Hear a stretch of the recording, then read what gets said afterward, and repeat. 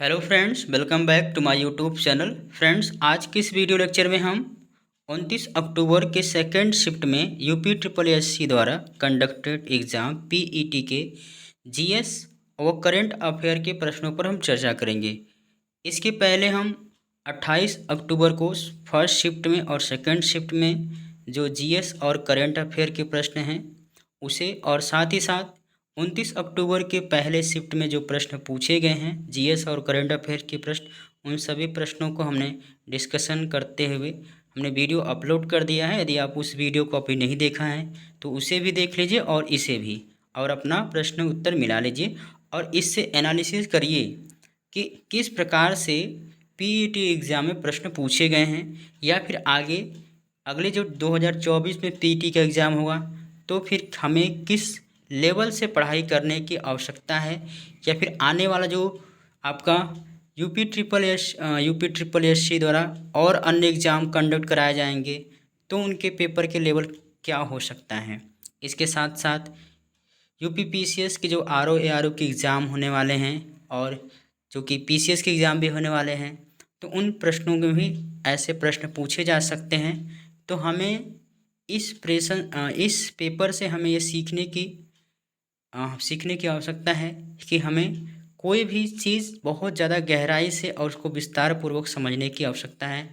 आजकल पढ़ाई का कोई शॉर्टकट नहीं है, क्योंकि इस समय आयोग किसी भी प्रकार के प्रश्नों को उठा देती है। ठीक है फ्रेंड्स, यदि हमारे ये जो एफर्ट है वीडियो बनाने का, मेहनत कर रहे हैं, तो इसके लिए आप मुझे मोटिवेट करने के लिए आप इसे लाइक शेयर कर सकते हैं, और अभी तक इस चैनल को सब्सक्राइब नहीं किया है तो सब्सक्राइब कर लीजिए। ठीक है फ्रेंड्स, तो आज शुरुआत करते हैं। पहला प्रश्न है कि भारतीय राष्ट्रीय कांग्रेस और अखिल भारतीय मुस्लिम लीग ने प्रसिद्ध किनके माध्यम से अंग्रेज़ों के खिलाफ भारत के संघर्ष के एक साथ आने का फैसला किया। फ्रेंड्स, आपको पहले ही बता दें इसकी पृष्ठभूमि के बारे में कि 1907 में भारतीय राष्ट्रीय कांग्रेस और मुस्लिम लीग के बीच में क्या हुआ, विभाजन हो गया, जिसे हम सूरत फूट के नाम से जानते हैं। उसे आगे चलकर 1916 में लखनऊ पैक्ट जिसे कहते हैं, वहाँ पर यानी भारतीय राष्ट्रीय कांग्रेस और अखिल भारतीय मुस्लिम लीग हैं, उनमें बीच में क्या हुआ, एक समझौता हुआ। तो इस प्रश्न का जो सही उत्तर है ऑप्शन बी बिल्कुल सही उत्तर है, लखनऊ पैक्ट 1916। नेक्स्ट प्रश्न है, कुछ स्थानों पर भूजल जल स्तर के नीचे कठोर चट्टानों की परतों के बीच जमा होता है, इसे किस नाम से जानते हैं। इस प्रश्न का जो सही उत्तर है ऑप्शन ए जलभृत, जिसे हम एक्विफर कहते हैं। नेक्स्ट क्वेश्चन है कि भारतीय मुसलमान चाहते थे कि खलीफा को तत्कालीन तुर्की साम्राज्य में मुस्लिम पवित्र स्थानों पर नियंत्रण रखने की अनुमति दी जाए। इस साम्राज्य को निम्नलिखित में से किस नाम से भी जाना जाता था। तो इस प्रश्न का जो सही उत्तर है option A Ottoman.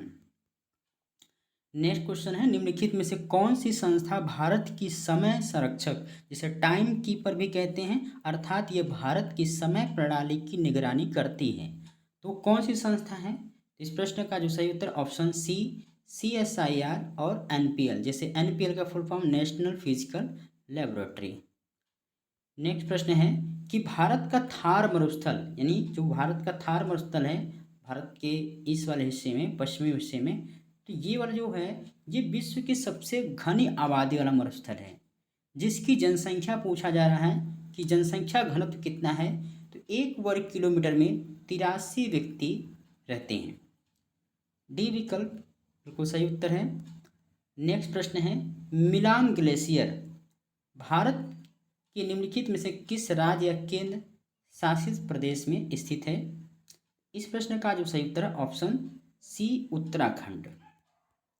Next question है, हरित क्रांति के संदर्भ में HYV बीज क्या है, यानी HYV का पूरा नाम क्या पूछा है, पूरा नाम क्या है, या फिर से का क्या तात्पर्य है, जिन्हें चमत्कारी बीज भी कहा जाता है। तो HYV का फुल फॉर्म क्या हो जाएगा, high yield variety. High yielding variety भी कहते हैं। तो उच्च उपज वाली किस्म, इस प्रश्न का सही उत्तर हो जाएगा सी। अगला प्रश्न है, यह सुनिश्चित करने के लिए कि जीएसटी का लाभ उपभोक्ताओं तक पहुंचाया जाए, सरकार ने राष्ट्रीय मुनाफाखोरी रोधी प्राधिकरण, जिसे हम नेशनल एंटी प्रॉफिटियरिंग अथॉरिटी की स्थापना की। लेकिन 1 दिसंबर 2022 से सभी जीएसटी मुनाफाखोरी रोधी एंटी प्रॉफिटियरिंग शिकायतों का निपटारा किस संगठन द्वारा किया जाता है? तो इस प्रश्न का जो सही उत्तर ऑप्शन ए CCI है, जिसे हम भारतीय प्रतिस्पर्धा आयोग कहते हैं, यानी competition commission of India. Next प्रश्न है, 11वीं पंचवर्षीय योजना की अवधि क्या थी? तो फ्रेंड्स, अंतिम पंचवर्षीय योजना जो थी वो था आपका 2012 से लेकर 2070, यानी ये अंतिम पंचवर्षीय योजना मानी जाती है। इसके बाद कोई भी पंचवर्षीय योजना नहीं आया। इसके बाद पंचवर्षीय योजना के स्थान पे कौन, नीति आयोग स्थान इसका ले लिया। ठीक है, तो पूछा जा रहा है कि 11वीं पंचवर्षीय योजना की अवधि क्या थी? तो डी विकल्प बिल्कुल सही है। 2007 से लेकर 2012 तक 11वीं पंचवर्षीय योजना थी, और 2012 से लेकर 2017 तक क्या था आपका 12वीं पंचवर्षीय योजना। नेक्स्ट प्रश्न है, निम्नलिखित में से कौन सा 1991 में NEP, जैसे हम न्यू इकोनॉमिक प्लान कहते हैं, न्यू इकोनॉमिक पॉलिसी के तहत संरचनात्मक समायोजन कार्यक्रमों का हिस्सा नहीं था? तो इनमें से था कौन कौन से? तो इनमें से एक नहीं था, ध्यान रखना है। तो भारतीय भुगतान संतुलन समायोजन, औद्योगिक सुधार, राजकोषीय सुधार, ये तीनों था। तो जो नहीं था वो है ऑप्शन डी, यानी टैक्स रिफॉर्म नहीं था। राष्ट्रीय बैंक प्रबंधन संस्थान, national bank management, national bank of, इसका फुल फॉर्म क्या है?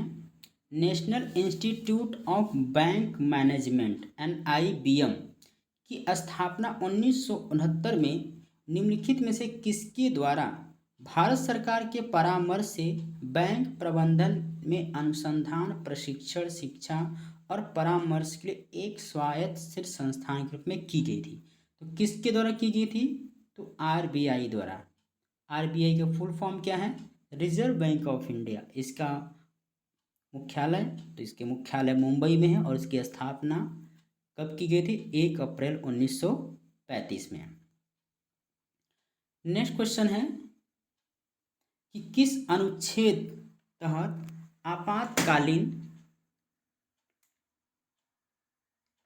आपातकाल के दौरान मौलिक अधिकारों को निलंबित किया जा सकता है? इस प्रश्न का जो सही उत्तर है वो है ऑप्शन डी, अनुच्छेद 359 के तहत मौलिक अधिकारों को भी क्या किया जा सकता है? सस्पेंड किया जा सकता है। अगला प्रश्न है, ब्रिटिश प्रधानमंत्री रैमजे मैकडोनाल्ड द्वारा बनाया गया सांप्रदायिक पुरस्कार, जिसे हम कम्युनल अवार्ड भी कहते हैं, निम्नलिखित में से ये किसका परिणाम था? तो इस प्रश्न का जो सही उत्तर है ऑप्शन बी, द्वितीय गोलमेज सम्मेलन। ठीक है, तो कितने गोलमेज सम्मेलन हुए थे? तो 3 गोलमेज सम्मेलन हुए थे, जिनमें से महात्मा गांधी भारतीय राष्ट्रीय कांग्रेस की तरफ से द्वितीय गोलमेज सम्मेलन में भाग लिए थे। ठीक है, तो इनमें जो ब्रिटेन यानी UK, यूनाइटेड किंगडम के प्रधानमंत्री थे रैमजे मैकडोनाल्ड, उन्होंने मुस्लिम, बौद्ध, सिख और जो एग्नो इंडियन, भारतीय, ईसाई और पारसी अछूत यानी दलितों के लिए इन्हें क्या किया था? एक अलग चुनाव क्षेत्र, और गांधी जी इसके क्या थे? खिलाफ थे। और इसी को लेकर पुणे के यरवदा जेल में महात्मा गांधी और डॉक्टर भीमराव अंबेडकर के मध्य में समझौता हुआ था। ठीक है, जिसे पूना समझौता 1932 कहते हैं। तो ये किसका परिणाम था? तो द्वितीय गोलमेज सम्मेलन, याद रखना है आपको, बी विकल्प सही है।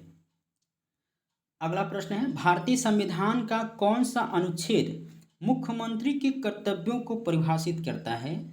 इस प्रश्न का जो सही उत्तर ऑप्शन सी 167 यानी 167।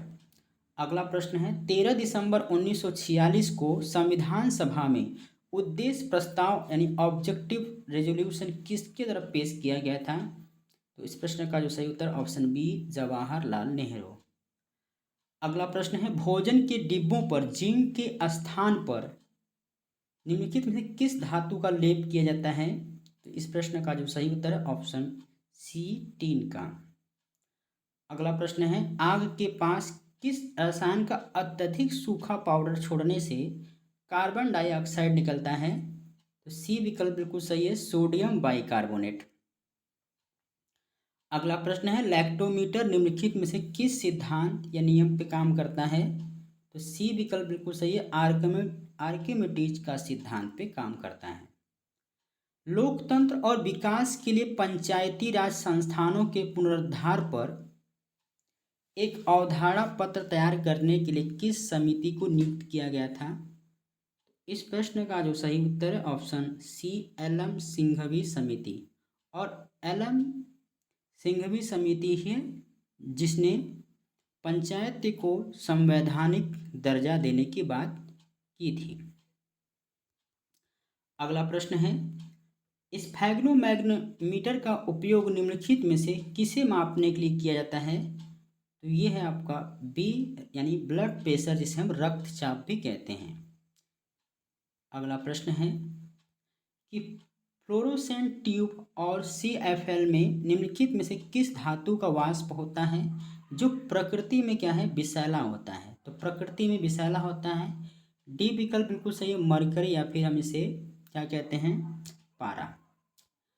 अगला प्रश्न है, हाल ही में भारत और निम्नलिखित में से किस देश के नेताओं ने जलवायु महत्वाकांक्षा, डीकार्बोनाइजेशन और स्वच्छ ऊर्जा पर सहयोग बढ़ाने और पार्टियों के UNFCCC सम्मेलन के 28वें सत्र से सार्थक परिणाम प्राप्त करने के लिए मिलकर काम करने की प्रतिबद्धता जताई है?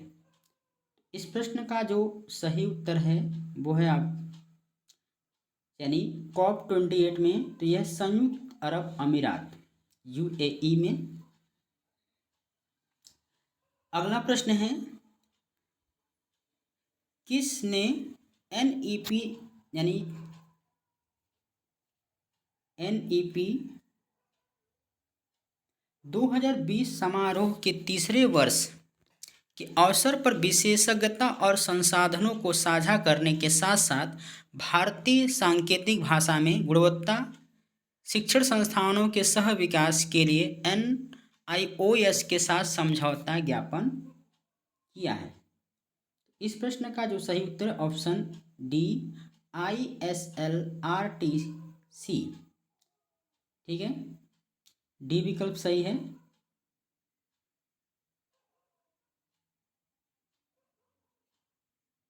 चलिए नेक्स्ट प्रश्न चलते हैं। हाल ही में राष्ट्रीय बाल अधिकार संरक्षण आयोग, जिसे हम NCPCR यानी national commission for protection of child right, ने बाल देखभाल संस्थानों की वास्तविक समय में निगरानी के निर्बाध निरीक्षण के लिए निम्नलिखित में कौन सी एप्लीकेशन विकसित की है?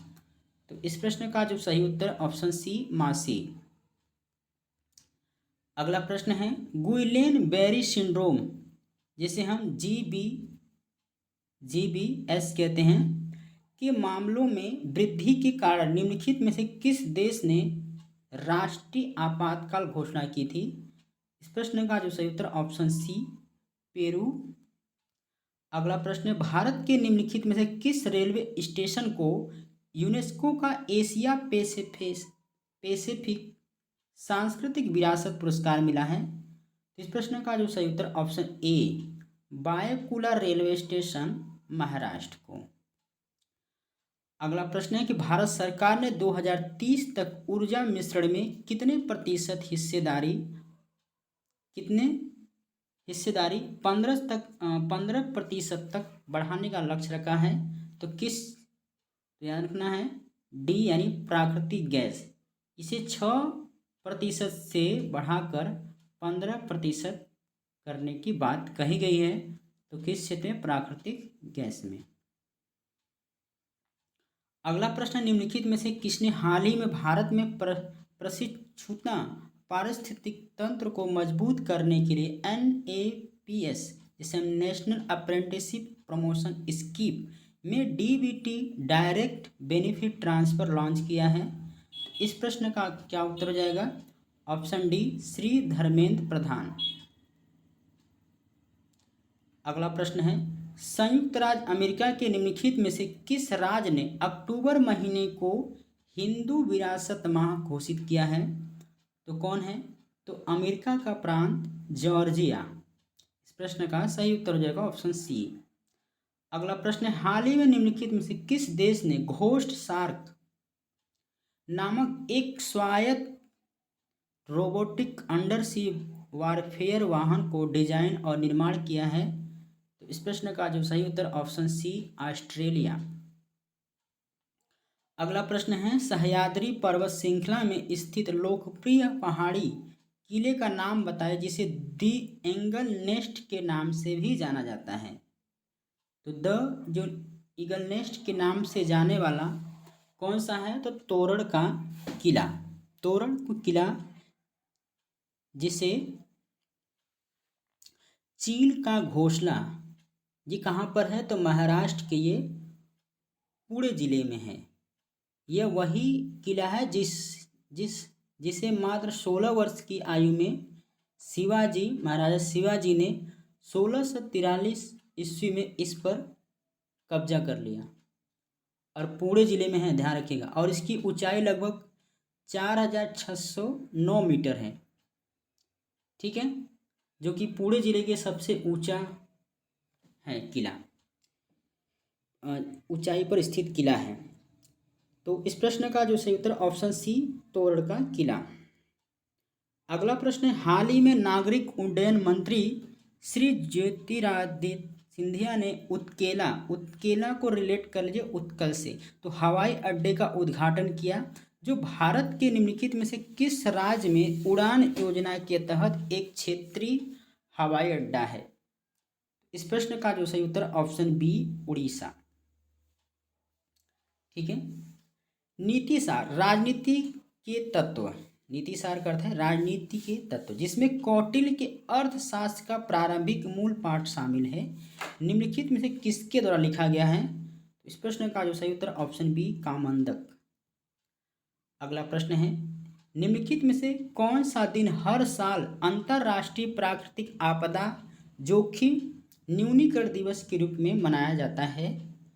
इस प्रश्न का जो सही उत्तर ऑप्शन ए, 13 अक्टूबर को। ठीक है। और इस बार का जो थीम है वह है लचीले भविष्य के असमानता से।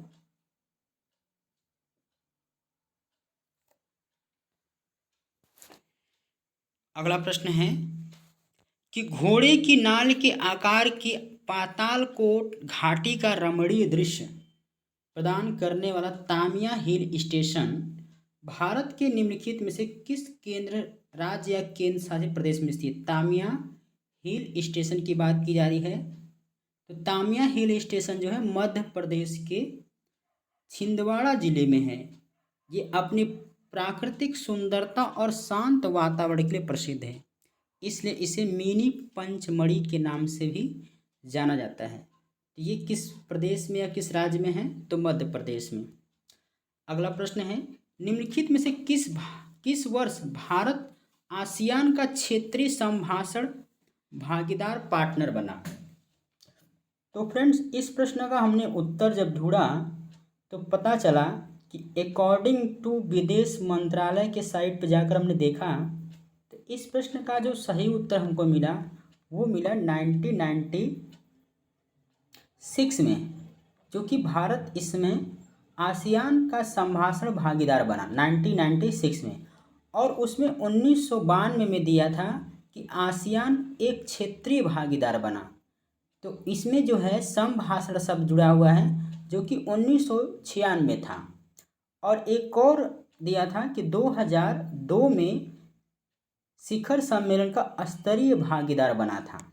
ठीक है, तो मेरे हिसाब से इस प्रश्न का जो सही उत्तर होना चाहिए ऑप्शन डी 1996। अगला प्रश्न है, तेनजिंग नोर्गे राष्ट्रीय साहसी पुरस्कार भूमि, समुद्र और वायु पर साहसिक कार्य के क्षेत्र में उत्कृष्ट उपलब्धियों के लिए सर्वोच्च राष्ट्रीय सम्मान है। इस पुरस्कार के नगद राशि क्या है? इस प्रश्न का जो सही उत्तर है ऑप्शन डी 15 लाख रुपया। अगला प्रश्न है, झूठी चीता, सोचिए ऐसे प्रश्न पूछे जा रहे हैं। झूठी चीता और मुरुजा फर्श और दीवारों पर सुंदर पैटर्न बनाने की सफ़ेद कला है, ये भारत के निम्नलिखित में किस राज्य की कला है? तो इस प्रश्न का जो सही उत्तर ऑप्शन बी उड़ीसा। अगला प्रश्न है, भारत के महान त्रिकोणमितीय सर्वेक्षण का काम 10 अप्रैल 1802 को मद्रास में शुरू हुआ, जब मद्रास देशांतर से संबंधित एक आधारभूत माप किया गया था, और वर्तमान में जो मद्रास वेधशाला है उसे वर्तमान में किस नाम से जाना जाता है? तो इस प्रश्न का जो सही उत्तर ऑप्शन डी भारतीय खगोल भौतिकी संस्थान। अगला प्रश्न है, निम्नलिखित में से देशों को उनकी राजधानियों से सुमेलित कीजिए। तो शुरुआत करते हैं हम बहरीन। बहरीन की जो राजधानी है वो क्या है? मनामा। और क्यूबा की राजधानी क्या है? हवाना। जाम्बिया की राजधानी क्या है? लुसाका। और रवांडा की राजधानी क्या है? किगाली। आप इस तरह से आंसर मिला लीजिएगा अपना। ठीक है, अगला प्रश्न है, निम्नलिखित में से कौन सा भारत का पहला डीबीओटी जैसे डिजाइन, निर्माण, संचालन और हस्तांतरण मॉडल आउटडोर स्टेडियम है? ये भारत के किस राज्य में है? डीबीओटी का फुल फॉर्म क्या है? Design, build, operate and transfer. तो इस प्रश्न का जो सही उत्तर option B sports hub Thiruvananthapuram. Next प्रश्न है, माना जाता है कि गौतम सिद्धार्थ गौतम बुद्ध ने अंतिम अनुभूति के लिए बोध गया जाने से पहले 6 साल तक निम्नलिखित में से किस स्थान पर पवित्रता पूर्वक ध्यान किया गया था? इस प्रश्न का जो सही उत्तर है ऑप्शन ए डुंगेश्वरी गुफा। नेक्स्ट प्रश्न है, निम्नलिखित में से कौन सी हर्षवर्धन की पहली राजधानी थी?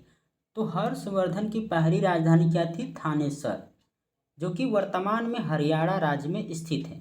और इसकी दूसरी राजधानी क्या थी? कन्नौज। अगला प्रश्न है, अकबरनामा का कौन सा भाग या कौन सा खंड अकबर के प्रशासन, घर, सेना, राजस्व और उसके साम्राज्य के भूगोल से संबंधित है, जिसे आईनी अकबरी के नाम से जाना जाता है? तो ये है आपका तीसरा खंड है, सी विकल्प सही है।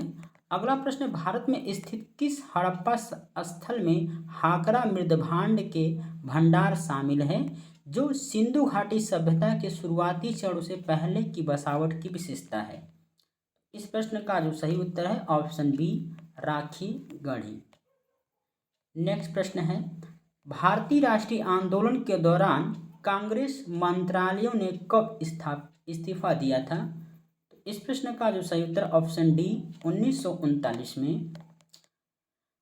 अगला प्रश्न है कि 1942 में विंस्टन चर्चिल द्वारा गांधी जी और कांग्रेस के साथ समझौता करने का प्रयास करने के लिए किसे भारत भेजा गया था?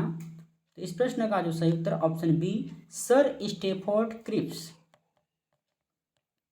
अगला प्रश्न है, सुभाष चंद्र बोस ने 1944 में मोइरांग में INA ध्वज फहराया था, वह शहर अब निम्नलिखित में से किस राज्य या केंद्र शासित प्रदेश में? किसकी बात हो रही है? तो मोइरांग। मोइरांग जो है कि वर्तमान में ये मणिपुर में है। अगला प्रश्न है, निम्नलिखित में से कौन सी नदी ऐतिहासिक रूप से कर्नाटक के दक्षिण में बंटवाल नदी के रूप में जानी जाती थी? ठीक है, तो कौन सी ऐतिहासिक नदी है? तो वो है नेत्रावती नदी। अगला प्रश्न है, 1851 में गवर्नर जनरल लॉर्ड डलहौजी ने निम्नलिखित में से किस राज्य का वर्णन एक चेरी जो एक दिन हमारे मुख में गिरेगी, तो किस राज्य को लेकर इस बात को कहा था? तो है अवध। ठीक है, अवध को लेकर। आगे चलकर लॉर्ड डलहौजी ने जो राज्य हड़प नीति के माध्यम से 1856 में अवध पर कुशासन का आरोप लगाकर अपने ब्रिटिश क्षेत्र में उसे क्या कर लेता है, मिला लेता है। ठीक है, तो फ्रेंड्स ये रहे आपके 29 अक्टूबर के जो सेकेंड शिफ्ट में जीएस और करंट अफेयर के प्रश्न हैं, उन सभी प्रश्नों को हमने कोशिश किया इसको विस्तार से डिस्कस करने के लिए। ठीक है, अब जल्दी ही अब कोई जो अन्य एग्ज़ाम होगा यूपी ट्रिपल एससी द्वारा, तो इसी आपको वीडियो प्लेलिस्ट में मिलेगा। ठीक है, अब हम जल्दी ही अगले वीडियो में लेक्चर में मिलेंगे। फ्रेंड्स, यदि आपको ये वीडियो अच्छा लगे तो हमारे मनोबल को बढ़ाने के लिए इसे लाइक शेयर कर सकते हैं। यदि आप इस चैनल को सब्सक्राइब नहीं किया है तो सब्सक्राइब कर लीजिए। ठीक है फ्रेंड्स, हम जल्दी ही मिलेंगे अगले वीडियो लेक्चर में। तब तक के लिए जय हिंद, जय भारत।